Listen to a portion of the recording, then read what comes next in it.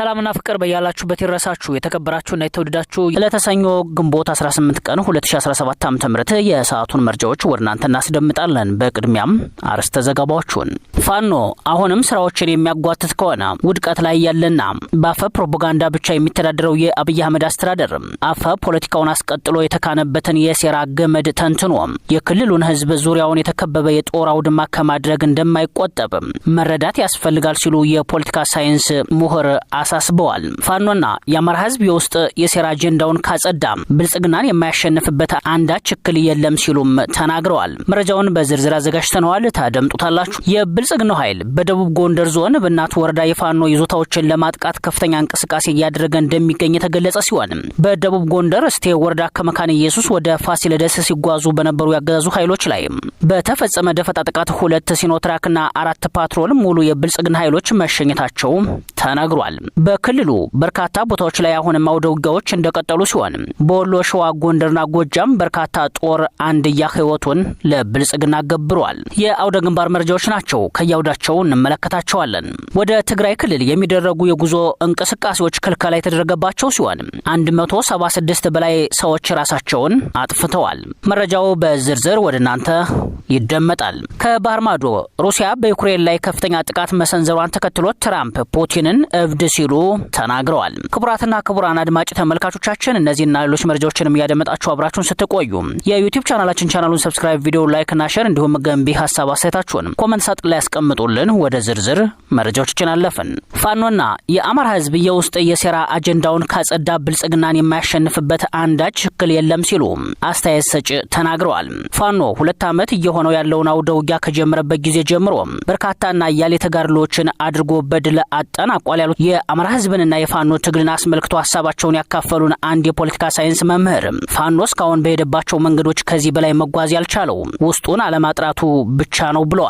ጦርነቱ እንደተጀመረ አንድ ለመሆን አድርገውት የነበረው ሙከራ በእስክንድር ነጋና ዘመነ ካሴ መካከል በነበረ ክፍተት ሳይስማሙ መለያየታቸው ለመልካም ነበር ያሉት የፖለቲካ ሳይንስ ምሁሩ ያኔ ፋኖ ኃይል ለህዝብ ታጋዩና ዘራፊው ወይንም የብልጽግና ታጣቂ ሆኖ ፋኖ ነኝ ባዩ ሳይጣራ አንድ ሆነው አመራር መርጠው ቢሆን ይሄን የፋኖ ውሽልሽል ተደራዳሪ ኃይል ሆኖ ብቅ ይል ነበር ሲሉም አስታውሰዋል። በትጥቅ ትግል ውስጥ ከነጻነት ታጋዩ ይልቅ ለገንዘብ የሚሯሯጥ ስመ ታጣቂ ይበዛል ያሉት የፖለቲካ መምህሩ አሁን ፋኖ እሱን ማጥራት የቻለበት ከዛም አልፎ በቁጭትና ለህይወቱ ሳይሳሳ የሚታገል ኃይል የተካተተበት የአማራ ፋኖ ብሔራዊ ኃይል ይፋ መደረግ ለአማራ ህዝብ ደስታን ፈጥሮ ለብልጽግና የመቀመጫ ሾህ የሆነበት የተዋቀረው ኃይል ከውስጡ የጠራና ነገ በአንድ ሰከንድ ብዙ ታምራቶችን መስራት የሚችል በመሆኑ ነው ሲሉ አብራርተዋል። ሆኖም ፋኖ አሁንም ከዚህ በበለጠ ውስጣዊ አንድነቱን ንጹህ በማድረግ መሪና ተመሪውን አደራጅቶ ዙሪያውን እየከበቡት ያሉትን ከባባድ አደጋዎች መመከት አለበትም ብለዋል። የፋኖ አንድ መሆን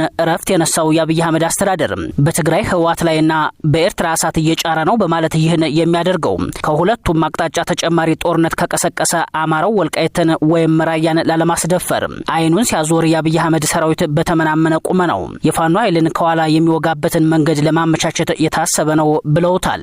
አንድነት ያበሰረው ፋኖ በፍጥነት ይህን አስቦ የአደረጃጀት መሪዎቹን መርጦ እሳት የላሰ ተዋጊውን በአንድ ትንፋሽ አድርግና አታድርግ ማለት መቻል አለበት ያሉት የፖለቲካ ሳይንስ መምህሩ ይህ ካልሆነ ግን ጀነራል አሳምነው ጽጌ አንድ ወቅት እንዳሉት አማራው አሁንም ከዘመናት ሁሉ በላይ ወራሪዎች ዙሪያውን የከበቡት ጊዜ አሁን ነው ሲሉ ሐሳባቸውን አካፍለዋል። በፋኖ በኩል በዚህ ክረምት አዲስ አካሄድና ድል እንጠብቃለን ያሉት መምህሩ የተበሰረውን አንድነት መሪና ተመሪ መዋቅር ማሳየት በተቻለ መጠን ክልሉን መቆጣጠር፣ የብልጽግናን የፕሮፓጋንዳ አጀንዳ መዝጋት፣ ጊዜያዊ የፋኖ ክልላዊ መዋቅር ማዘጋጀት፣ ባዲንን ከክልሉ አፈራርሶ ማስወጣት፣ ከሀገር ሰራዊት በላይ የተገነባው የፋኖ ኃይል በተደራጀና በሰከነ መንገድ በሁሉም የክልሉ አቅጣጫ ተጠባባቂ የሆነ አደረጃጀት ማድረግና ዘርፈ ብዙ ስራዎችን መስራት ይጠበቅበታል ብለዋል። ይህ ሳይሆን ፋኖ አሁንም ስራዎችን የሚያጓትት ከሆነ ውድቀት ላይ ያለው እና በአፈ ፕሮፓጋንዳ ብቻ የሚተዳደረው የአብይ አህመድ አስተዳደር አፈ ፖለቲካውን አስቀጥሎ የተካነበትን የሴራ ገመድ ተንትኖ የክልሉን ህዝብ ዙሪያውን የተከበበ የጦር አውድማ ከማድረግ እንደማይቆጠብ መረዳት ያስፈልጋል ሲሉ የፖለቲካ ሳይንስ መምህሩ አብራርተዋል። በመጨረሻም ፖለቲካ ሴራና ሆደ አዳሪነት ነው ያሉት መምህሩ ለዚህ ማሳያውም ጌታቸው ረዳ በቂ ነው ሲሉ የጌታቸው ረዳንና የአብይ አህመድን አሁናዊ ጋብቻ በማሳያነት አንስተዋል። የተከበራችሁና የተወደዳችሁ አድማጭ ተመልካቾቻችን በመርጃችን ስንቀጥል የብልጽግናው ኃይል በደቡብ ጎንደር ዞን እብናት ወረዳ የፋኖ ይዞታዎችን ለማጥቃት ከፍተኛ እንቅስቃሴ እያደረገ እንደሚገኝ ተገልጿል።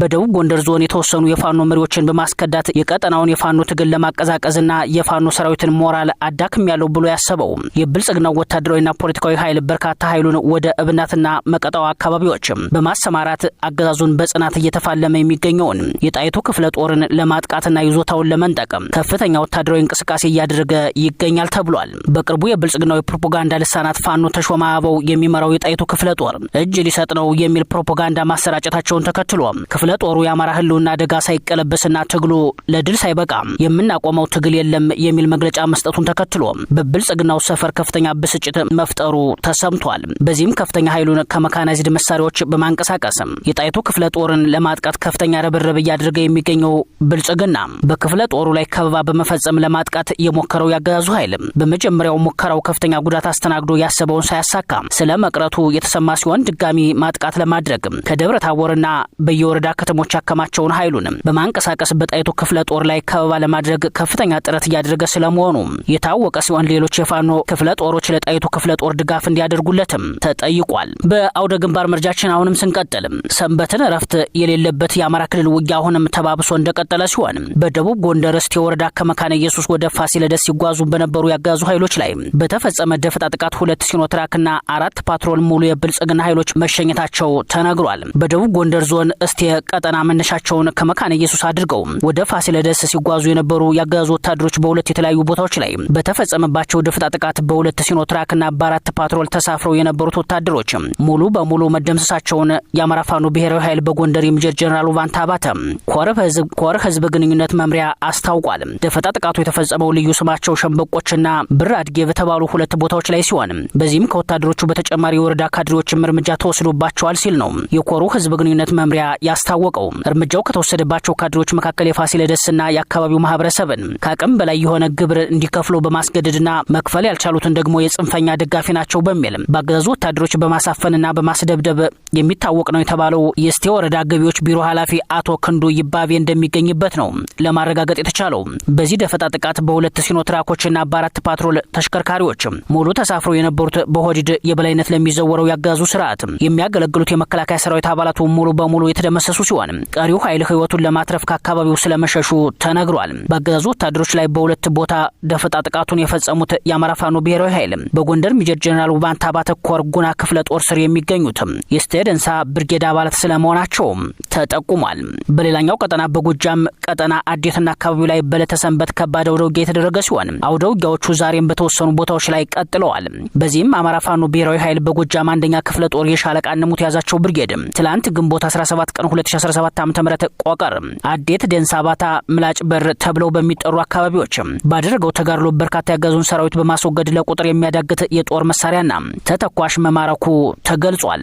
በሌላ በኩል የአማራ ፋኖ ብሔራዊ ኃይል ምስራቅ አማራ ኮር 2 ካላኮርማ ክፍለ ጦር 1 ሻምበል ያገዛዙ ዙፋን ጠባቂ ሰራዊትን ሞትና ቁስለኛ በማድረግ ታላቅ ድል ተጎናጽፏል። ሰሜን ወሎ ዞን ጉባላፍቶ ወረዳ ያገዛዙ ሰራዊት ከበቅሎ ማነቂያና ሳንቃ ተነስቶ ወደ ራያ ቆቦ አዋስና አካባቢው ማጥቃት ሊያደርግ እንቅስቃሴ ላይ ያለ 032 ቀበሌ ልዩ ስሙ ወቄት ቅርጣን የተባለ ቦታ ላይ ካላኮርማ ክፍለ ጦር 3ኛ ሻለቃ ደፈጣ በማድረግ 1 ሻምበል ብርሃኑ ጁላ ሰራዊትን ሞትና ቁስለኛ በማድረግ ታላቅ ድል ተጎናጽፏል። በተጋድሎ የፋኖ አባላቱ ሰራዊቱ ላይ ከባድ ምት ማሳረፍም ለማጥቃት የተነሳበት ቤዙ ላይ ጭምር እንዳይረጋጋ በማድረግ በርካታ ኃይል በመደምሰስ 5 ክላሽ ከነሙሉ ትጥቁና ተተኳሹ ስለመማረካቸውም ተመላክቷል። ይህ በእንዲህ እንዳለ የአማራ ፋኖ ብሔራዊ ኃይል ናደው ክፍለ ጦር ዓለም ከተማ በመግባት የተሳካ ኦፕሬሽን ፈጽሟል። የአማራ ብሔራዊ ኃይል ሸዋ ናደው ክፍለ ጦር ዛሬም ከነሙሉ ክብሩ ነው ያለው ክፍለ ጦሩ ጠላትን አይምሬ የሆኑት የናደው ክፍለ ጦር ትንታጎች የቀኝ አዝማች ታገሱ አዳሙ የትግል ባላደሮች ዛሬም ከነሙሉ ክብራቸው ለነጻነታቸው እየተፋለሙ ይገኛሉ ብሏል። ግንቦት 17 ቀን 2017 ዓ.ም እሁድ ምሽት 5 ሰዓት የናደው ክፍለ ጦር ኮማንዶ ሳተ ገሞራ ሻለቃ ከዚህ በፊት የክፍለ ጦሩ ዋና ወታደራዊ አዛዥ የነበረውና አስደናቂ ጀብድ በመፈጸም ለጠላት እጄን አልሰጥም ብሎ ራሱን መስዋዕት ያደረገው ቀኝ አዝማች ታገሱ አዳሙ ላይ ጠላትን በመምራት የባንዳነት ተግባሩን እንደፈጸመ በተረጋገጠበት ግለሰብ ላይ የቀኝ አዝማች ታገሱ አዳሙን የክብር መስዋዕትነት በሚመጥን መልኩ በተሰራ ኦፕሬሽን ወደ ወረዳዋ ዋና ከተማ አለም ከተማ ሰርጎ በመግባት የሚሊሻ አባል የሆነውን ባንዳ አድነው ጌታነህ ላይ የማያዳግም እርምጃ ሲወሰድበት የባንዳው ተባባሪ የሆነውን ዘገየ እስጢፋኖስ የተባለ ግለሰብን በመማረክ በክብር የተሰዋውን ጀግና ህልም እውን ማድረግ እየተቻለ ነው ሲል ክፍለ ጦሩ አስታውቋል። በተጨማሪም የአማራ ፋኖ ብሔራዊ ኃይል በሸዋናዶ ክፍለ ጦር ባጋዙና በፋኖ ስም ያገዛዙን ስራ በሚሰሩ ኃይሎች በሁሉም አቅጣጫ ጥቃት ቢፈጸምበትም አጋዙን በመገናኛ ብዙሃን ክፍለ ጦሩ ላይ ከባድ ኪሳራ እንዳደረሰ ቢናገርም አይበገሬው ናዶ ክፍለ ጦር አሁንም ከነሙሉ ክብሩና አቅሙ እጅግ የተጠናና ውጤታማ ኦፕሬሽን በመስራት አሁናዊ ቁመናውን በተግባር አሳይቷል ተብሏል። አሁንም በዚህ የጥፋት መንገድ በመጓዝ ከዚህ አገዛዝ ጋር የወገናችሁ ኃይሎች አሰላለፋችሁን እንድታስተካከሉና ወደ ትክክለኛው የትግል መስመር እንድትመለሱ ናዶ ክፍለ ጦር በአጽንኦት ያሳስባል በማለት ይህ ሳይሆን ቢቀር ክፍለ ጦሩ በቀጣይም ተመሳሳይ የማያዳግም እርምጃ እንደሚወስድ እንገልጻለን ሲል አብራርቷል። በመረጃችን ቀጥለናል። ከአፋር ክልል ወደ ትግራይ ክልል እንቅስቃሴ እንዳይኖር ተከልክሏል። በአፋር ክልል አይዳይቱ ከተማ ላይ ያጋዙ ገቢዎች ባለሙያዎች እና ፖሊስ በጥምረት ከግንቦት 16 2017 ዓ.ም ጀምሮ ወደ መቀሌ ሸቀጥ፣ አትክልት፣ ድንጋይ፣ ከሰል ከተለያየ ቦታ ጭነን የምንሄድን አስቁመውናል ሲሉ መንገድ ላይ የተከለከሉ አሽከርካሪዎች ተናግረዋል። ሸቀጥ፣ አትክልት፣ ድንጋይ፣ ከሰል የጫን ብዛት ያለንን አሽከርካሪዎች እና ተሽከርካሪዎችን አፋር ክልል አይዳይቱ ከተማ ላይ ፖሊስና ገቢዎች በማስቆም የጫናችሁትን ጭነት መሬት ላይ አራግፋችሁ አሳይታችሁ መልሳችሁ ጭናችሁ ብቻ ነው መሄድ የምትችሉት በማለት የሚበላሽ ጭነት የጫነውን ሁሉ አስቆመው ምርቱን ለብልሽት እኛንም ላልተገባ እንግልት እየዳረጉ ነው ሲሉ ቅሬታቸውን አድርሰዋል። በሌላኛው መረጃችን በአማራ ክልል ባለፉት 9 ወራት ውስጥ 176 ሰዎች ራሳቸውን ማጥፋታቸውን የፈለገ ህይወት አጠቃላይ ስፔሻላይዝድ ሆስፒታል አስታውቋል። በሆስፒታል የድንገተኛ ክፍል ሐኪም ዶክተር ጓዴ ተዋበ በሰጡት ቃል ራሳቸውን የሚያጠፉ ወጣቶች ቁጥር ከጊዜ ወደ ጊዜ እየተበራከተ መጥቷል ብለዋል። በየቀኑ አንድ ራሱን የሚያጠፋ ወጣት ወደ ሆስፒታሉ ይመጣል ያሉት ዶክተር ጓዴም በአብዛኞቹ ለበረሮና ላይጥ ማጥፊያ ተብሎ የሚሸጠውን ጸረ ተባይ መድኃኒት ነው የሚወስዱት ሲሉም አስረድተዋል። በ9 ወራት ውስጥ 176 ያህል ወጣቶች ራሳቸውን እንዳጠፉ የሚናገሩት ዶክተር ጓዴም አብዛኞቹ ከ15 እስከ 30 ዓመት የዕድሜ ክልል የሚገኙ ወጣቶች እንደሆኑም ተናግረዋል። ተጎጂዎች ራሳቸውን ማጥፋታቸው በምርመራ ነው የሚገኘው ያሉ ሲሆን በተጨማሪ ከቤተሰቦቻቸው የሚገኘው መረጃ እንደሚያመላክተው በራሳቸው ላይ አደጋውን ከመፍጠራቸው በፊት ይናገሩት የነበረውን ቃላት እንዲሁም መድኃኒቱን ከወሰዱ በኋላ ካጠገባቸው የሚገኘው የወሰዱት መድኃኒት መያዣ ራሳቸውን ለማጥፋታቸው ማረጋገጫ ነው ብለዋል። ከዚህ ባለፈ መድኃኒቱን ከወሰዱ በኋላ በፍጥነት ወደ ሕክምና ተቋም መጥተው የተረፉ ወጣቶች ቃለ መጠይቅ ሲደረግላቸው ራሳቸውን ለማጥፋት ያነሳሳቸው ከቤተሰብና ከፍቅር አጋር ጋር የሚደረግ ጊዜያዊ ግጭት እንዲሁም ኑሮ መረረን የሚሉ ምክንያቶች እንደሚሆኑ ዶክተር ጓዴ ተናግረዋል። በተለይ የጸረ ተባይና ተዋሲያን ማጥፊያ መድኃኒቶች ከተፈለገው ዓላማ ውጭ እየዋሉ ስለሆነ ገበያ ላይ በስፋት እንዳይገኙ ጥብቅ ቁጥጥር መደረግ አለበት ሲሉ ማሳሰቢያ ሰጥተዋል።